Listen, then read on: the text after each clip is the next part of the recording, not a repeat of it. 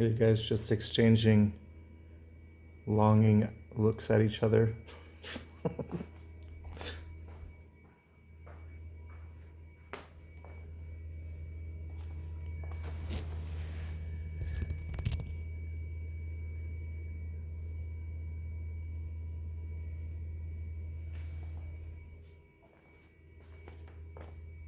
All right, well, here's the inside cats, but what we want to do is look at our orange cat.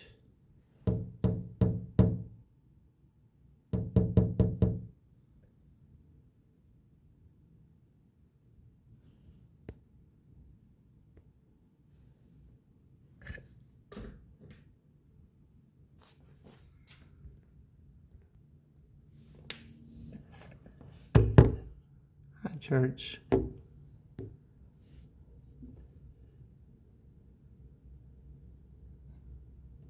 I want some food. Gotta put the food in the cage. Oh, meowing. Come here, buddy. Come on. Come here, Church. Come here. Come on. Oh no. We had an escapee. Escaperoo. Elizabeth.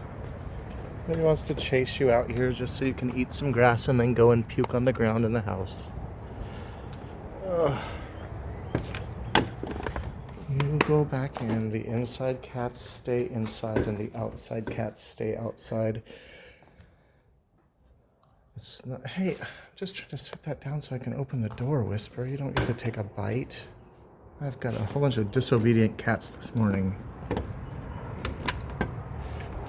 I'm only feigning frustration, you guys. I'm used to this. This is just how life is when you have all these cats. Hi. Hi. Hi. There we go. Look at Church. This guy is an internet favorite. If you guys go back in our history, you can see when we first caught him and he had this huge gash on his neck. So he's not my cat, he's just a cat that lived on the other side of that fence with a whole bunch of other cats. And when the previous owners, who were hoarders, moved out, all of a sudden we had about 30 cats in the neighborhood. And the ones that came into my yard, I captured them and then I neutered them. And then a lot of them went on to live happy lives, and this guy and one other stayed in my backyard. So I feed him, and hopefully he keeps other cats out. That's the plan. If you live in an area with a cat problem, you neuter a couple of them. Well, neuter as many as you can is the right thing to do. And then the couple that stay in your yard, they make it to where other cats, unfixed animals, don't move in. All right, I'm going to pause this and get you some food now. We can see up there on the fence line, we've got Lisa. Lisa is the one that just had a bunch of kittens, and she's the reason that I have the trap set up right now, actually. Sorry about the bad camera work there, guys. So, she's the reason that instead of feeding him and her outside of the trap, I'm feeding them inside of the trap so that she gets used to it. So that once her kittens are old enough to be without her for a day, then we will be capturing her and spaying her so she can stop adding to the cat problem. I know this high-tech stick might be amusing, but I have a little grabber that I use too, but this is just what I have in case my hands are full when I come out the door. Okay, and then we gotta get some water. Guess I'll pause it, we don't need to see the water. And then that water bottle with the string is actually an implement of when it's time to catch her. Come on over, Lisa. Come here, little pretty mama. And I want them to be used to that too, so that when it comes time to trap, it doesn't seem like there's anything out of the ordinary going on. She must not be very hungry, because normally she'll come running up here. Hi, Church. Hi, little buddy. We have neighbors across the street that they don't seem to do the cat catch, neuter, trap, neuter, return, the TNR like we do, they seem like they just feed them. So their cats are just, oh, they have cats on their roof sometimes. I look over there. But they leave food out. So sometimes these cats here aren't hungry because they've eaten over there. And that's one difficulty that I have to overcome when it comes time to catch Lisa. She's never hungry enough to go into that trap. But during nursing, she is hungry enough to go into the trap. So what I have done is set this up in advance to get her to make this normalized. So this time, because I've rehomed probably 4 of her litters and she'd never go in that.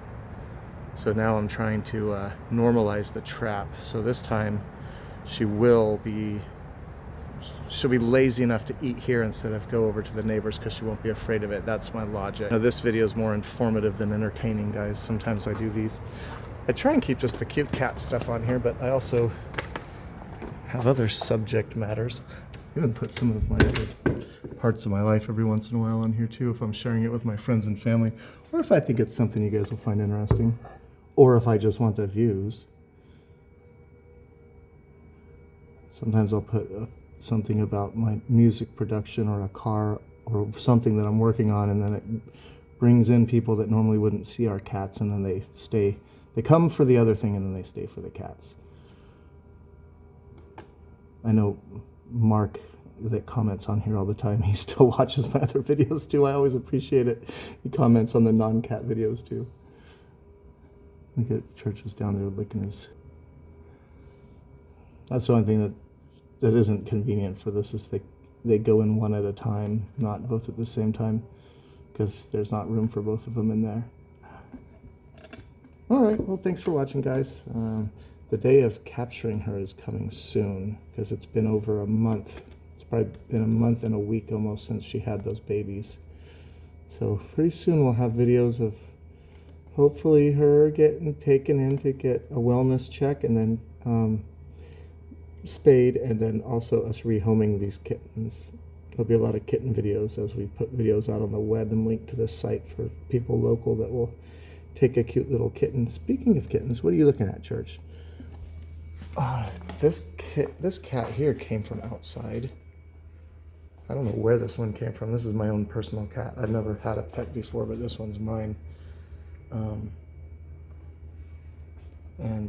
She's a good girl. Anyway, she came from out there, and then this cat here looks like the one in the cage over there, Lisa, that we're talking about, because this is from her last litter.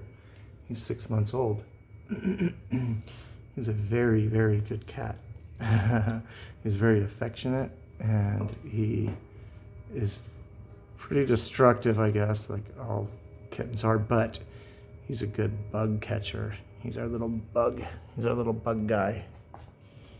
Okay, now we can be done with our video. Thanks for watching, guys. Give it a like and a share if you would.